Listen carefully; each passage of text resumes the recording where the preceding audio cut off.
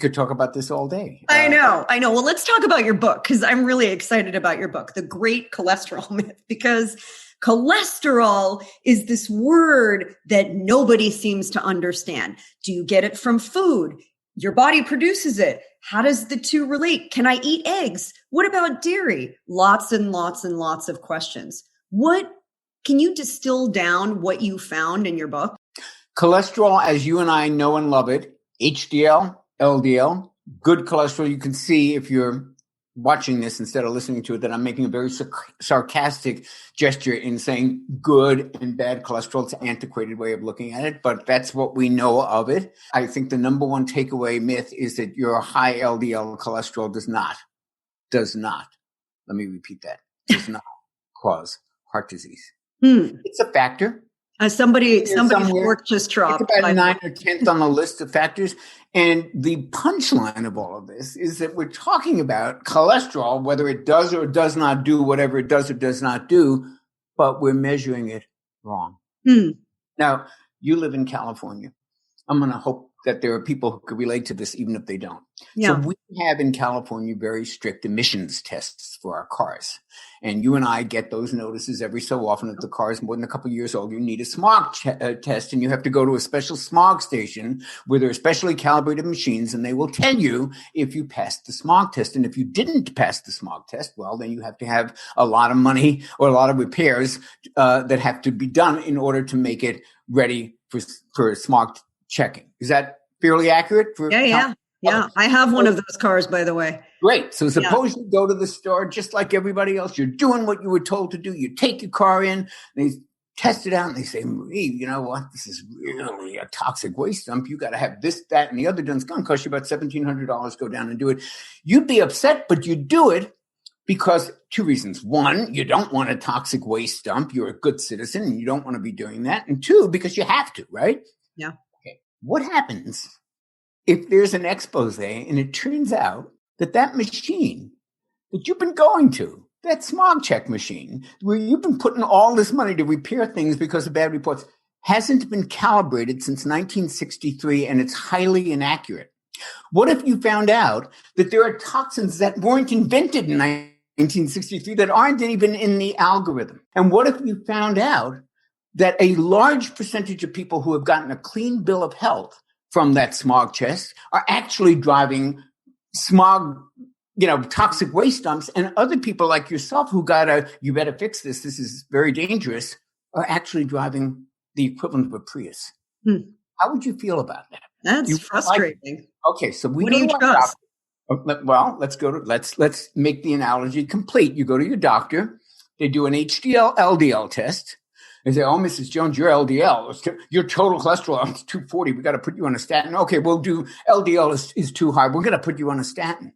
How is that different than the smog test? We have been putting people on medications based on a measurement that was created in the 60s, which has been so past its expiration date for so long that it's almost mind-boggling. Let me give you an example.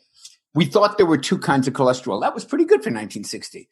We now know there are 13 different forms of cholesterol. We now have nuclear magnetic resonance. We can go in, look in the cell, see what it's doing, see the size of the LDLs, which matters a lot, see the number of LDLs, which matters way more than the cholesterol cargo that they're carrying. And doctors aren't using that test? Are you crazy? Why not? I mean, is it because why not? It's not been refined? How easy do you think it is to get people to change an institutional thing that's been in existence since the 1980s? Well, it just $31 billion. Let me tell you, Jonny, because on the other side of the spectrum, I mean, as a woman, I've seen, when I was pregnant, I know that there were sonograms and the tests and all kinds of genetic testing that could be done to proactively, help treat any syndromes or any issues. Now, I mean, just a few years later, the technology is like leaps and bounds more progressed. Why is it with that, but not with something like cholesterol? At some point, they'll retire this god-awful good and bad cholesterol test and replace it with one of the more modern tests, which, by the way, are given by LabCorp. They're given by Quest. This isn't some esoteric lab like Great Smokies where you go for organic acid testing and it's very advanced in function. No, these are regular labs that you and I go to all the time. Quest and LabCorp, those are the main ones. They've been testing like this for years. Why don't doctors do it? Insurance doesn't cover it, or they don't want to cover it because it's another thing they have to cover. Doctors don't know about it because they're just fed the information that they're fed and they don't look very much past that.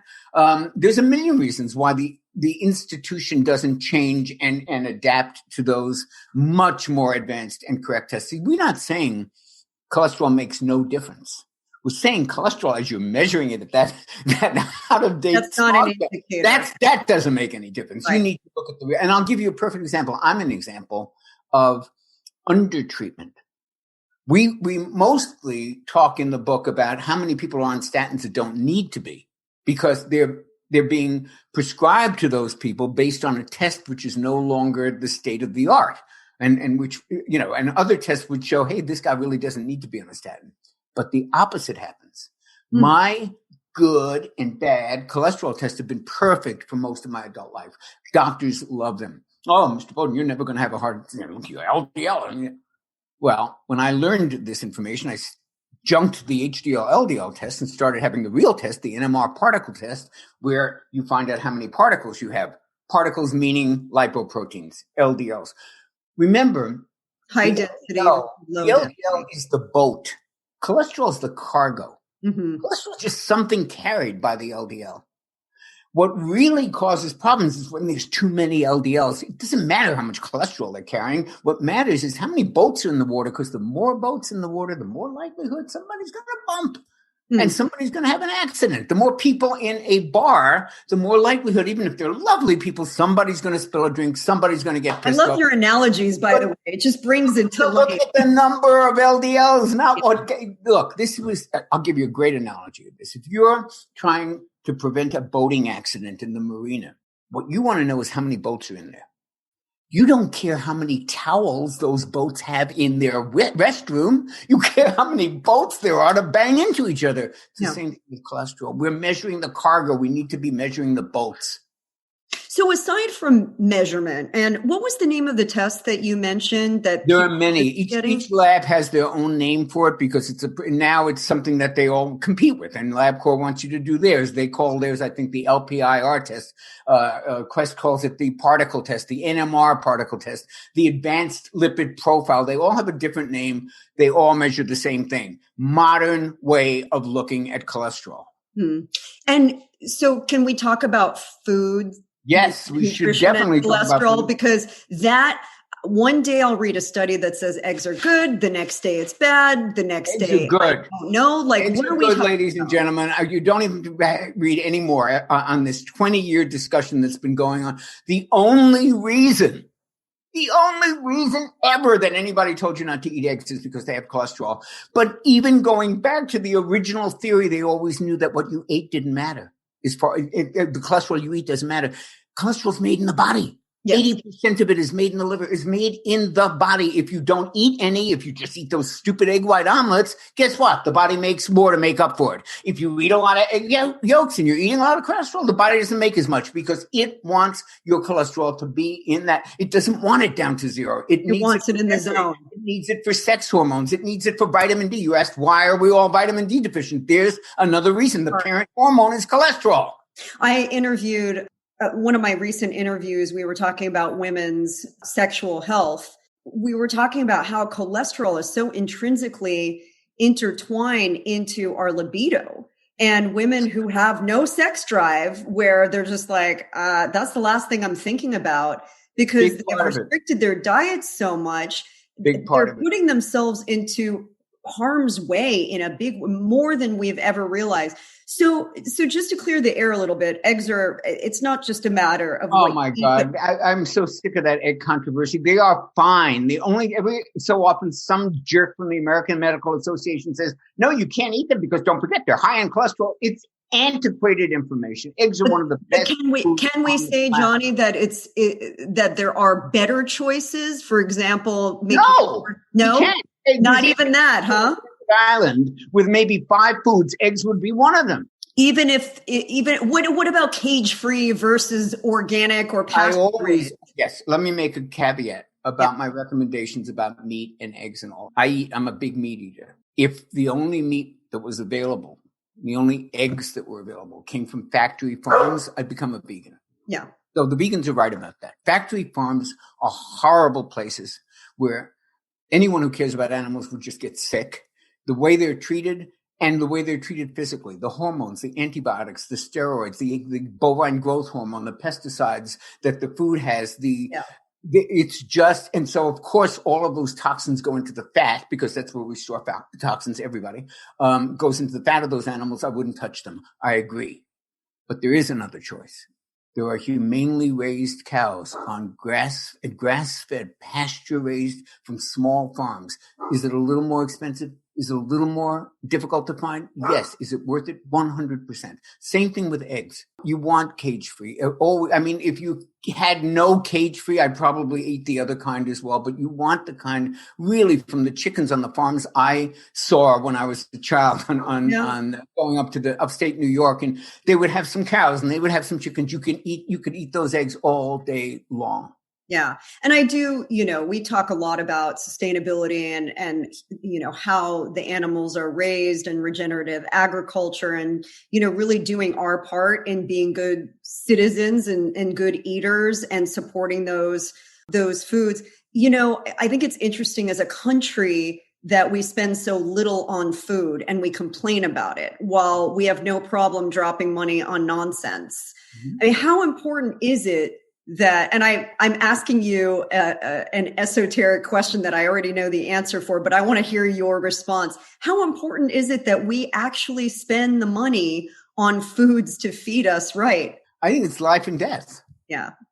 I'm older than most of the people in my audience by a few decades. I just turned 74. No, you didn't, Johnny. Ask me if it's worth it. You did not. You're in such good shape. You want to know what I spend on vitamins a month and food and stuff like that? I don't spend it on wine. I don't spend it on alcohol. I don't spend it on expensive hobbies. Yeah, it's worth it. I'm 74. I play tennis 2 hours a day. I am happy, excited, enthusiastic about life, and I don't have an energy problem. And you can't tell me that doesn't have something to do with the food I eat every day and the vitamins that I take and the sunshine that I get. Yeah. Yeah. So my opinion, yeah, it's worth it. Looking down the road, you go, yeah, but is it worth it in the long run? I'm the long run, dude. I have this little thing with my husband because we, obviously I'm making most of the food decisions and he, is a little more lenient and he'll say, oh, I got this on sale, or there'll be sugary cereal in the pantry. And I'm like, look, you can eat that, but the meals I make are going to be done the way I make them with the ingredients that I buy. And how do you find that balance? Like if you're in a family where, you're having a hard time getting people on board to eating the way that you know is the right way to go, how do you bring them on board with you so that nobody sinks by themselves? That's out of my pay scale. As I told you earlier offline, my partner of 11 years, Michelle, and I have two separate houses. The kids live with her. That's how we met. It was like that. And so I don't have that personal experience with kids, and I've watched other people struggle with it. But I think the answer is people go to podcasts like yours. They exchange information peer to peer, and there are ways to deal with it. They're beyond my expertise, but I know it's a very, very important thing to do. I can give you one example. My partner at RockwellNutrition.com, Anika Rockwell, I met her when her child was 4. And that was the only child I had ever seen who had been raised from infancy on this kind of food. There was no junk food. They never had it. Yeah. And I watched this 4-year-old. Can I have some more broccoli? Can I have that drink with spirulina? This is all she ever ate. And guess what? She didn't miss it. Yeah. Now, when she's 16 now, when she went to school, course she sees birthday parties. Of course she sees junk food. They were trained from the beginning. It's not like you can have a treat. Yeah, we can have some junk today. We'll have a little junk once in a while, but then we're going back to eating healthy. And it just changes everything. Now, can you do that with kids when they're already 10 and you're getting the light and you're understanding how important it is? It's got to be brutally hard. But I know that kids model what their parents do. And if you get rid of that stuff and it's not in your house and you're not eating it, and the only thing that's open in the refrigerator when they come home from school are grapes, bananas, apples, string cheese,